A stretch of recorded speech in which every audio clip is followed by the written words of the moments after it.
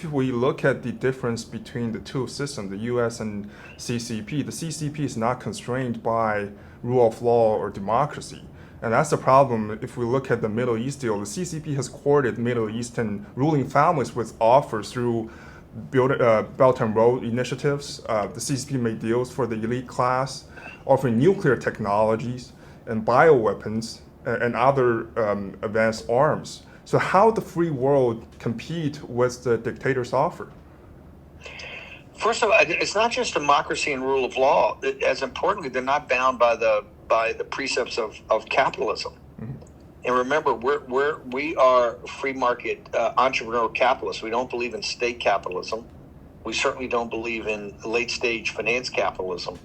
But the CCP, because they control every institution in the state, including the central bank, the ability to print money, they are not bound by they're really an autocratic economy.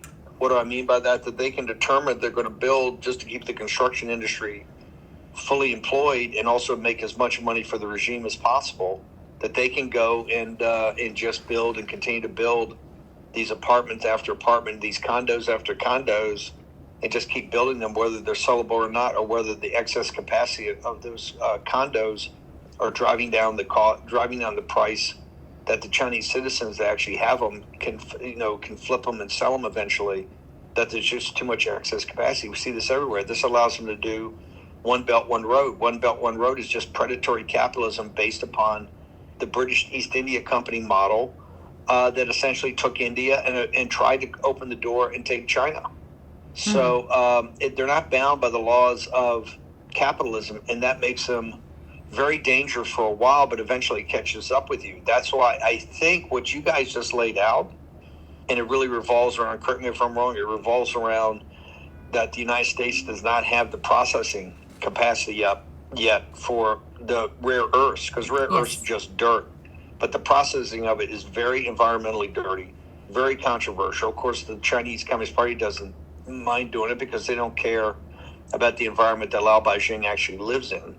That deal for, looks like, access to rare earths, there's tremendous concessions to the West, and each one of them is a money-making opportunity for different areas or segments of our economy, and clearly it's a cry for help from Xi. And so I would be very concerned, given that they're not bound by the laws of capitalism, that we get into deep here. Remember, I'm a hardcore decoupling.